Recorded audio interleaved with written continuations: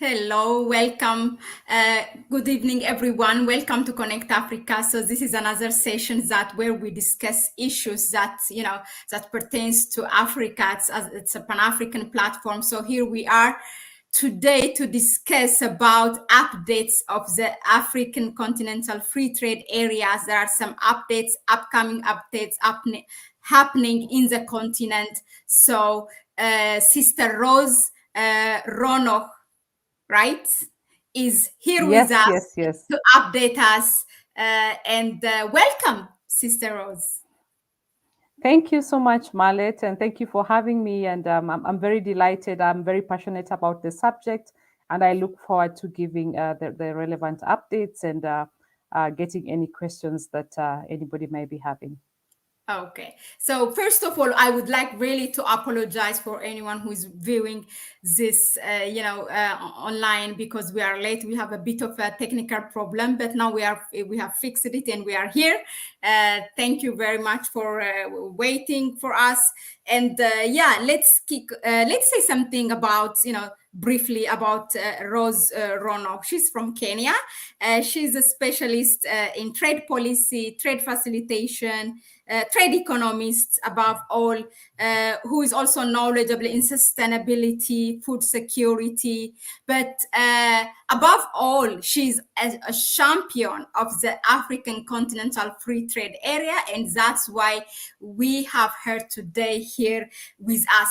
If someone is out there, just to give a background about the African continental free trade area is, let me say quickly that, as you know, 60 years now, actually, in 2013, the African Union has adopted Agenda 2063, which have seven aspirations for the next 50 years. That meaning being on 2013. And then in order to achieve those a half a century plan, what they did is they put a 10-year flagship projects. And for the first 10-year flagship project, meaning from 2013 to 2023, there was 15 of them, like flagship projects, African flagship projects. So member states were allowed to adopt that, according to their priority of each member states, and kind of meet that project. So the African continental free trade area happens to be one of them. Now, quickly moving, it has taken so long, and just last year 2020 it has been launched. After 1 year now, there seems to be an update, kind of a deal breaker.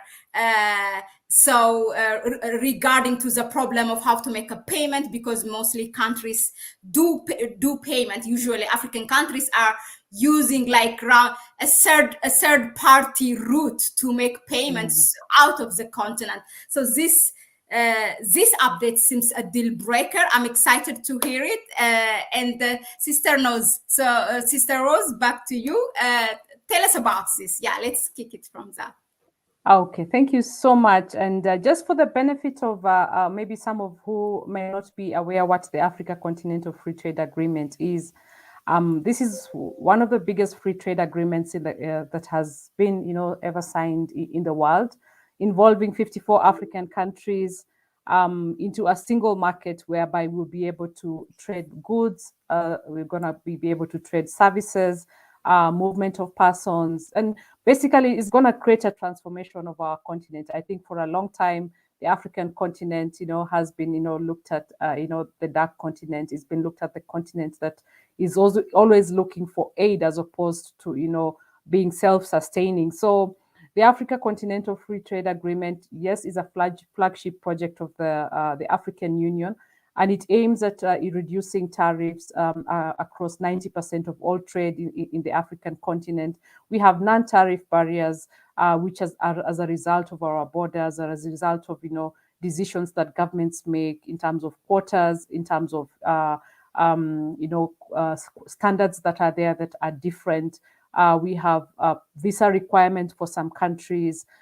Basically, we don't have a single voice prior to the Africa Continental Free Trade Agreement as a continent. And even in terms of our international trade, we've been doing trade using, the dollar.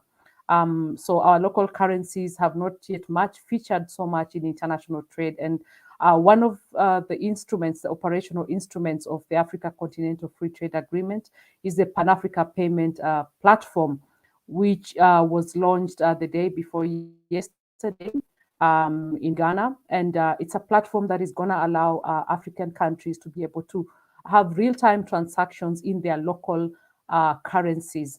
We have been using the dollar, and it's been costing the continent millions and millions of dollars in terms of having to purchase foreign currency to be able to trade. But with this particular platform, which is an electronic platform that has been launched, AfCFTA, which is the partner of the African Union and also the Africa Continental Free Trade Agreement Secretariat, has launched this platform and is working together with central banks of all the 54 African countries who are signatories of the agreement to make this a reality. So in future, as you're trading within the African continent, you'll be able to trade in your own currency. If you're in Kenya, you can trade with a shilling. If you're in South Africa, you can trade with the rand. If you're in Nigeria, you can be able to trade with the naira. And I think that's really, really important because the Agenda 2063 is an agenda to liberalize or to make African industrialized country. And industrialization starts, with owning your currency, owning your development strategies, owning your vision. And I believe that this particular agreement that 54 African countries have signed, 39 have ratified. Today, we had a ratification from Tanzania. I believe that this is going to be, the ticket to industrialization of the continent, attracting foreign investment to the continent, and basically making the continent a place that is attractive to investment for both the citizens of the continent and also those who are outside the continent that are interested in investing in the continent.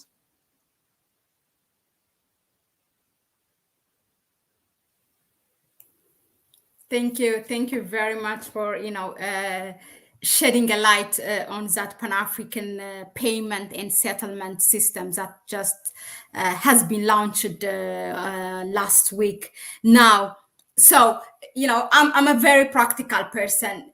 So does it mean that now, like a Ghanaian woman can sell her cocoa bean to a Sierra Leonean trader over there, and the Sierra Leonean woman can sell her, let's say, diamond or whatever there is to the Ghanaian, like vice versa, and also the East African, like the Ethiopian farmer can sell their coffee to Ghana, and it doesn't have to have one currency, because that was an issue for a long time to have the same currency. So you're saying this is as simple as that?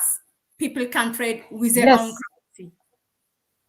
Yes, that's exactly what the platform has done, and that is why the AfCFTA, who are the implementers of this platform, are working with the central bank agencies because we understand that different currencies have different values. So we have to come to have some sort of an agreement on how we can be able to trade under this particular platform. So that's work in progress, and I know AfCFTA will be rolling out this in the coming months.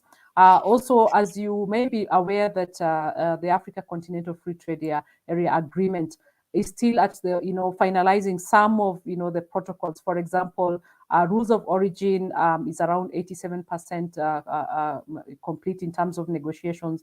We have other tools which have not yet been negotiated, such as competition policy, such as intellectual property rights, e-commerce. There's a proposed protocol for women and youth.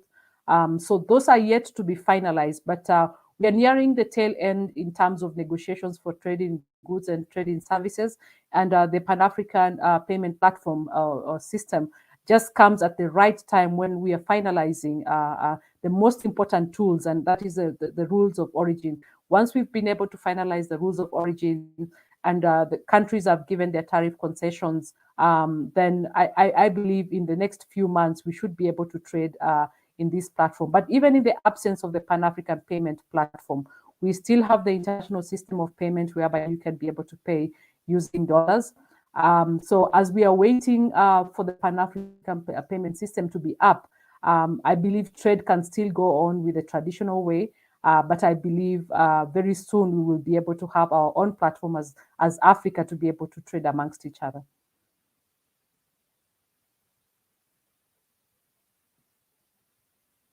Sorry, I was muted. So if we give it a time frame, so how long does it take for everybody to ratify it and to go practical, meaning with this Pan-African way of payment and settlement system? Well, I cannot speak for different countries, but I know a sizable number of countries have already agreed to utilize the platform. So if I was to estimate and give my own intelligent guess, I would think that probably it would take the next few months to maybe 1 year to be able to get quite a number of countries to be able to trade, to be able to be using that platform. So it's something that is gradual, and every country has their own sovereign rights. They have their own internal processes towards changing policy. So we appreciate itself, the Africa Continental Free Trade Area itself is not an event, but it is a gradual, movement towards, free trade. So I believe the same applies to the Pan-African payments settlement system, which I believe countries will be coming in gradually where foreign currencies is involved, whereby money is involved.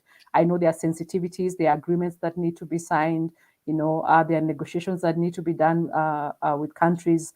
So realistically, probably it will take us probably towards, maybe middle or end of this year to be able to get a sizable number of countries trading within it.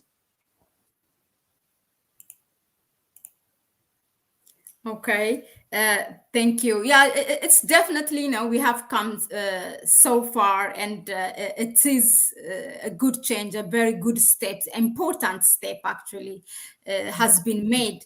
Now, like the continent for the past 60 years, first of all, okay, this has made a good deal.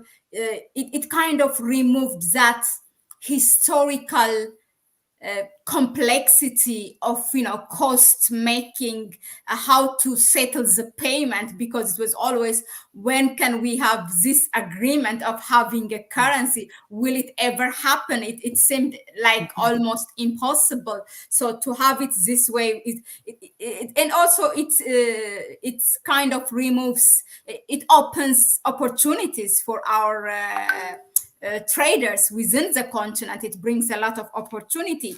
But what my point is now, or one of like the doubts that I have is, the continent has this aspiration from the start of its establishment back in 1963, where to have Cape to Cairo, Dakar to or Lagos to Mombasa, of having those routes and opening borders, and this has not been met until now. Like if I compare it, for example, with Europe, borders are open and it's easy, trucks can deliver things, and the cost will be low.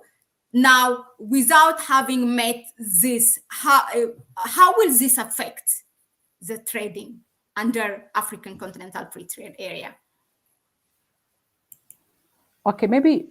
What do you mean? What will affect the trading? Maybe I didn't get Meaning your the question very transportation, clearly. all those aspirations have not been met. Like borders are not open. Is it going to be shipped? Yes. Is it going to be flown? How will it affect it? Because there was that ambition of Yes. opening borders and to transport things. For example, if Ethiopian farmer want to trade with a Kenyan tea farmer, then definitely a truck is much easier than anything.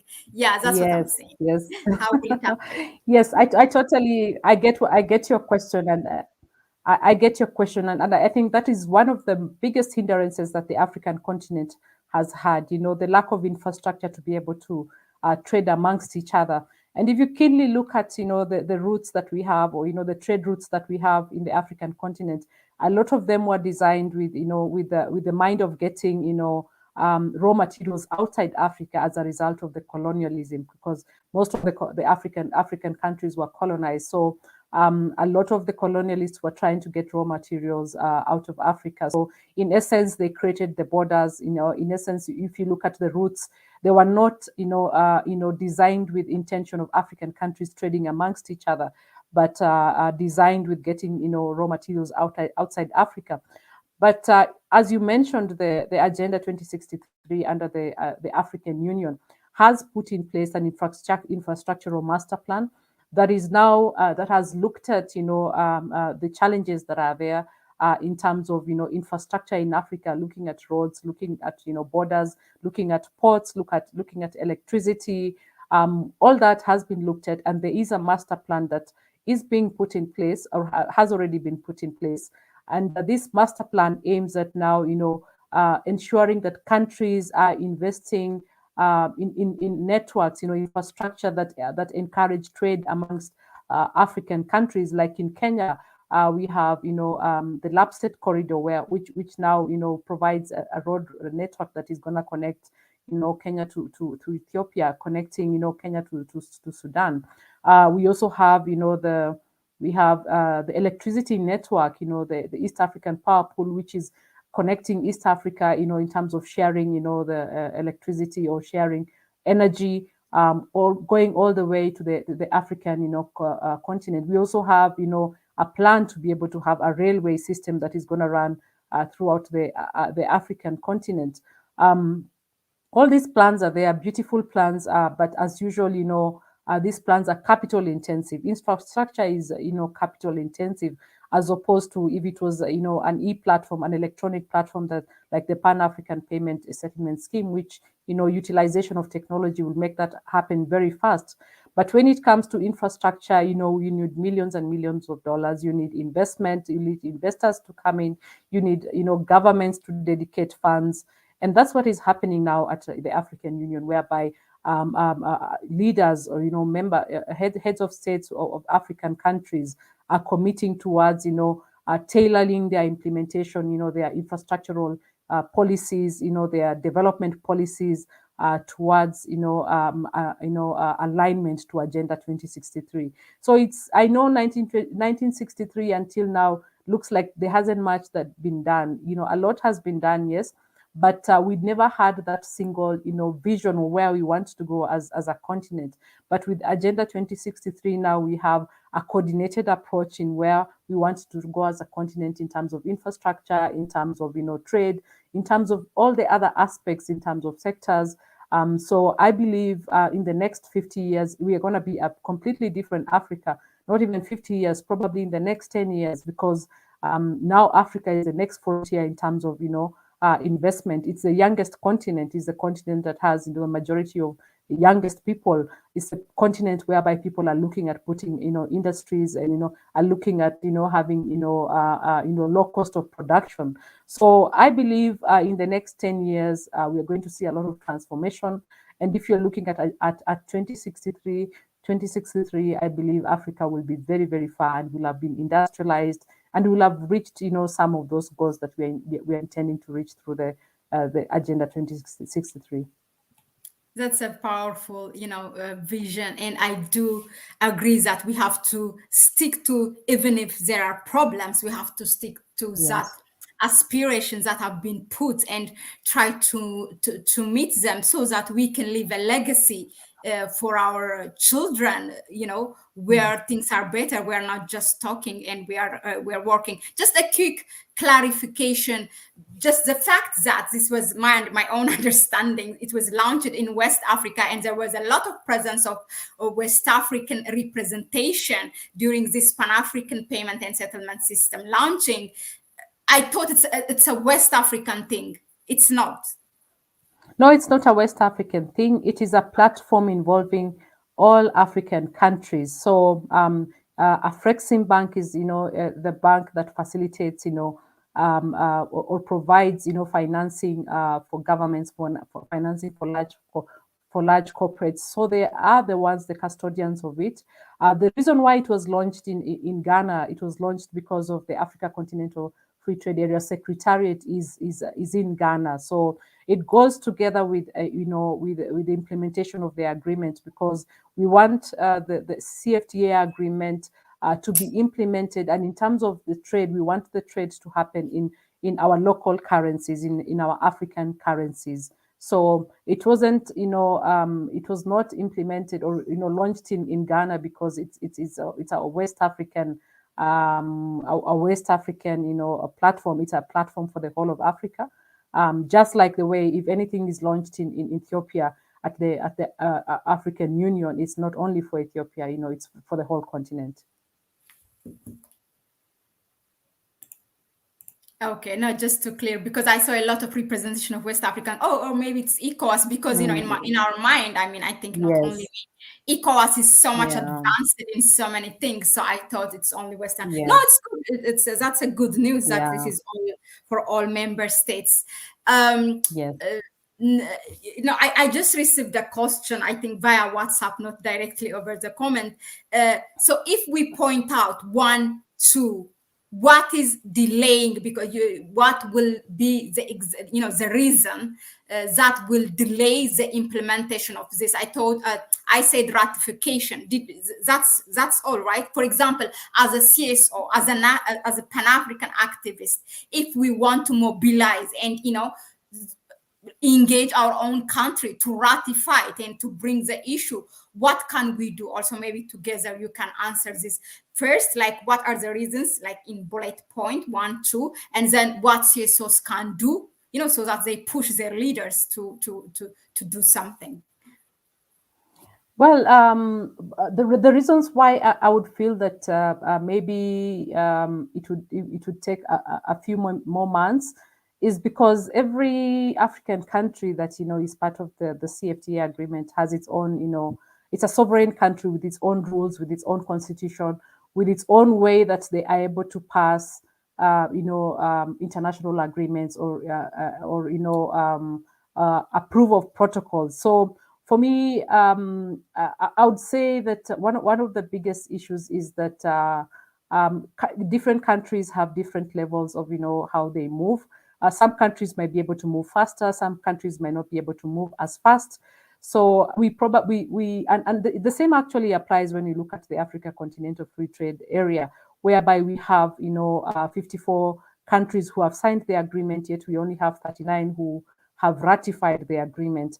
And it's rightfully, if a country wants to take time to do, public participation, they want to do, private sector engagement, so that when they are entering into any agreement, then, they already have the buy-in of the private sector, they have the buy-in of, the leaders.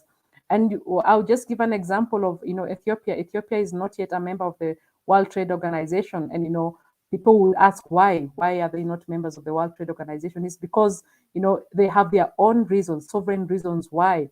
So I think it takes a championship of people like the Secretary General of the CFTA Secretariat. It takes the championship of of the African Union chairperson and member states, heads of states, to be able to actually show countries the importance of of this particular platform. The money that is being lost, every year, in dealing with, using the dollar as a currency.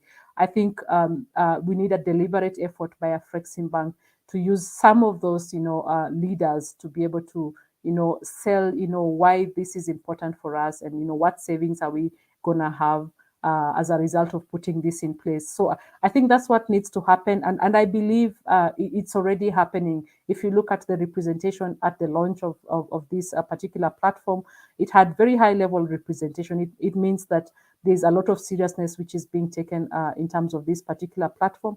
And I think it will move much faster than we think. Yeah.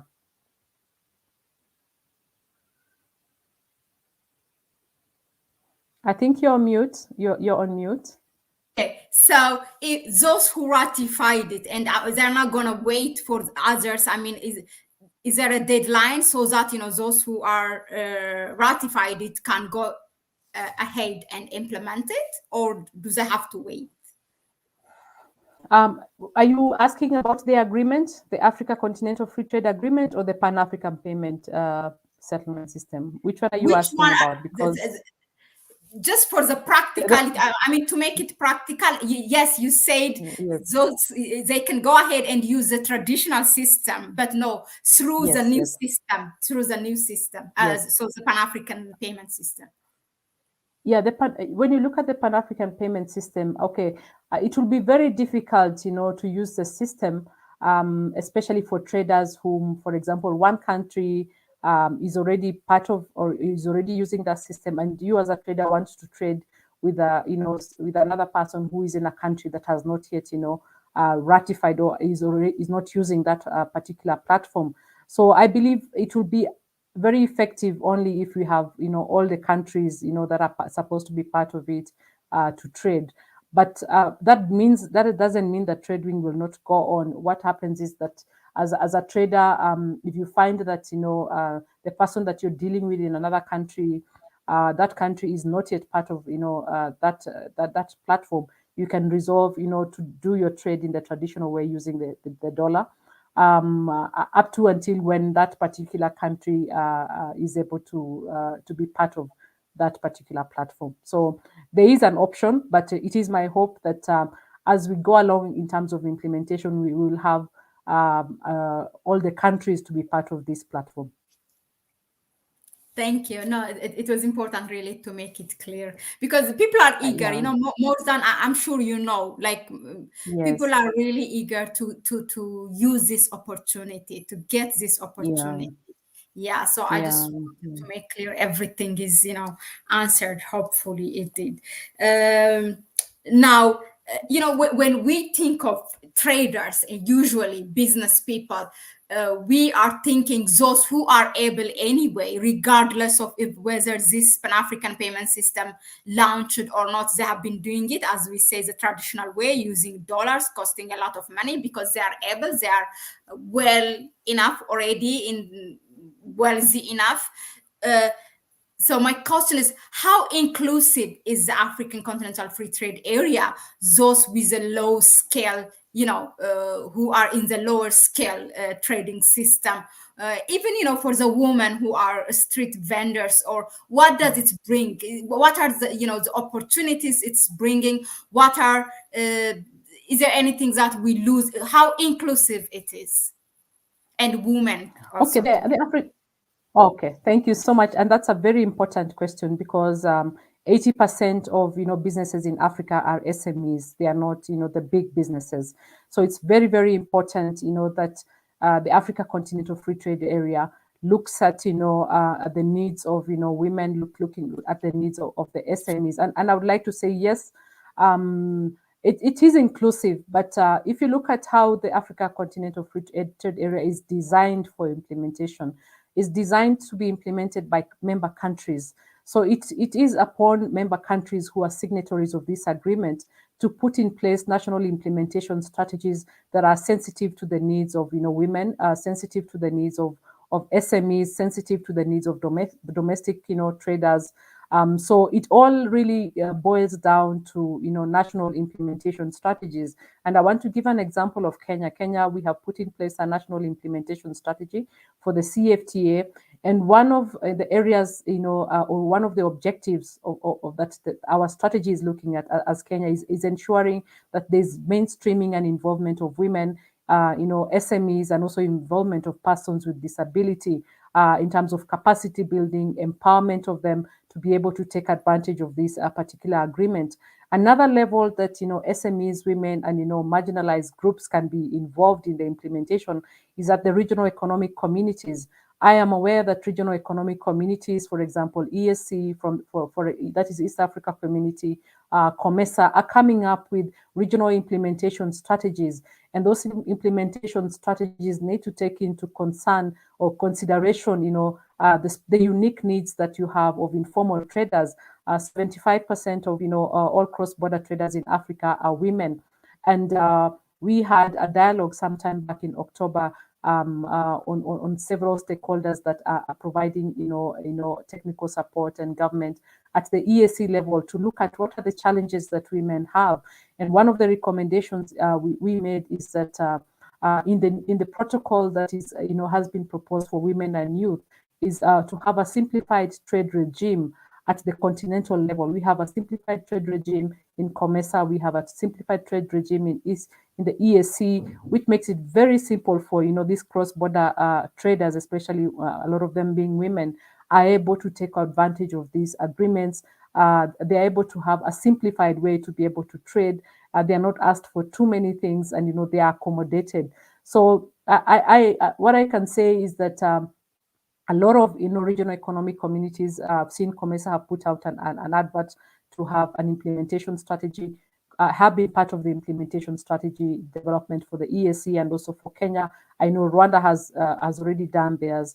So I can only hope that those who are developing those strategies or are providing technical assistance to develop those strategies are mainstreaming strategies that are taking into consideration issues to do with women, issues to do with persons with disabilities, challenges that informal traders have, and also the youth.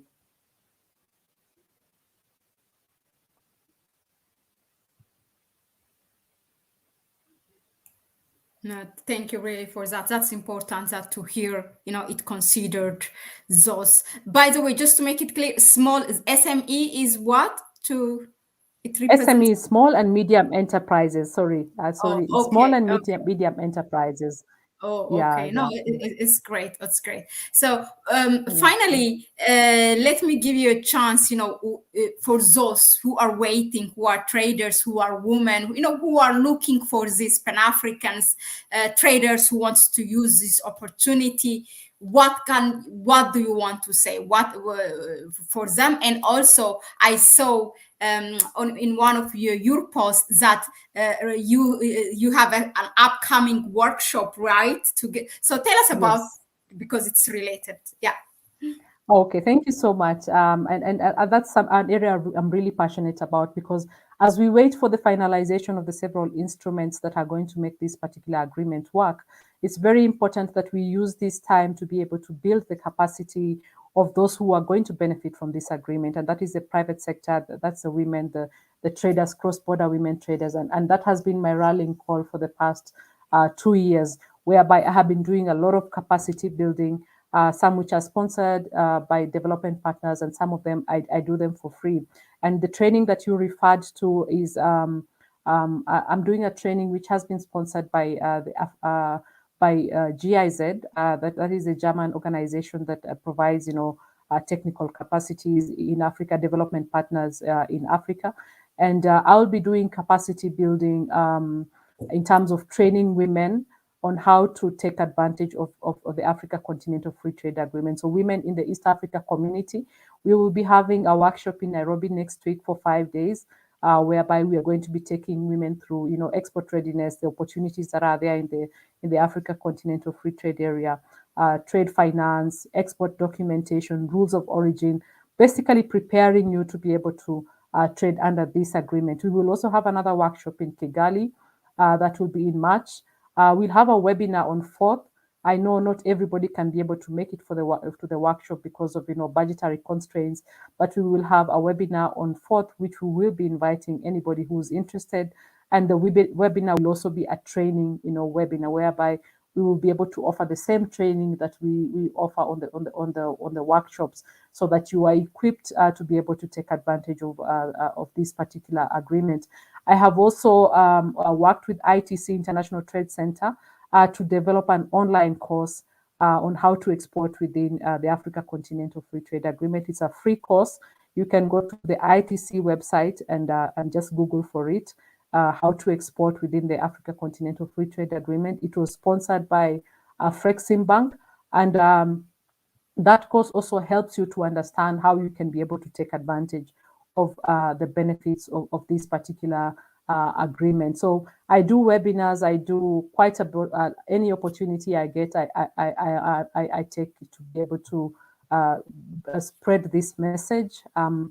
So I do, sometimes I do it for free. Sometimes, people contract me, development partners will contract me to do it for them.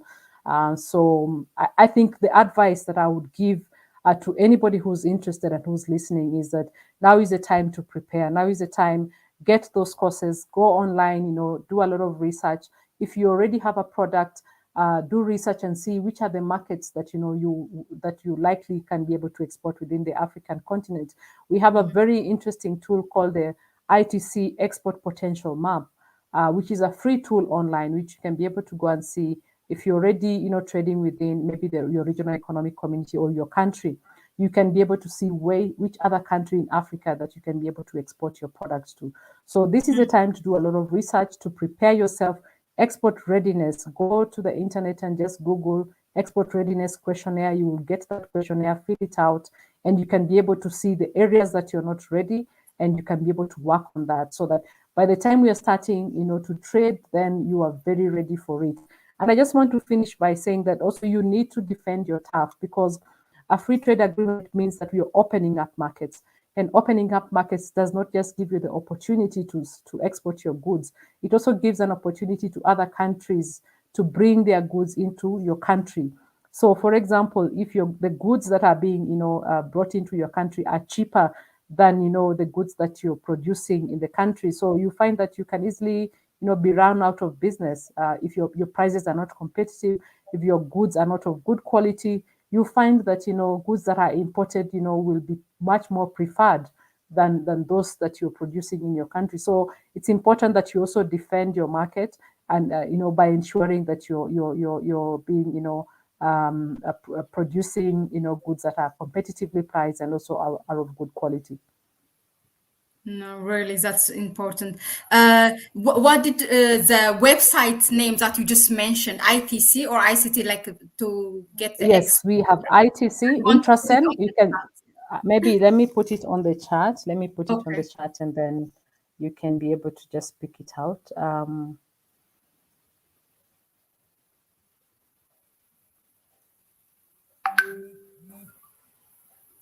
So this data actually tells, what are the potentials. Which country have what potential to export, and also which country wants to import, something like that. Yes, Yeah. yes. Like, for Yes, example, yes, if I yes, am exactly. exporting from Ethiopia, it will tell me what does Kenya need, what does Somalia need, that kind of data, Exactly. which is Yes, actually usually yes, done by the Minister of Foreign Affairs. If you have really a good foreign affairs yes, ministry in your yes, country, yes, this should be yes, their job. But it's good, one way or the other, to have it. I have one question from the comment section, which is, yes. who are the development partners involved with with capacity building? He says, or she says. There are very many development partners involved with capacity building in Africa. I'll just give example of a few. We have GIZ, we have International Trade Center, which is an entity of the UN and the WTO. We have United Nations Economic Commission for Africa. We have United Nations, UNDP. We have quite a number of development partners who are providing capacity building initiatives. So there are quite a lot of them, but one I would tell you that maybe can be very easily accessible is the ITC one, because it's an online course that you can be able to do within a period of 2 hours or 3 hours, and you'll have understood everything that you need to be able to be ready to export. So there are quite a number, and many are also going to come. But I want to say it's not the responsibility of the development partners to be able to do capacity building. It's actually a responsibility of national governments. And I know in many implementation strategies, for example, the one of Kenya and the EAC, we have a component of capacity building whereby we are going to be doing workshops, we're going to be doing, communication to ensure that we are passing the message on how to take advantage of this agreement to the private sector who are supposed to benefit from it. So let's not only rely on development partners, but I think we also need to push our governments through their private sector associations to be able to, ensure that they have provided platforms, for people to understand how to trade under this agreement. Thank you very much, Sister Rose Ronoh. It was my pleasure really to have you here. And definitely, this is not only the first time, it's one of, those continued sessions.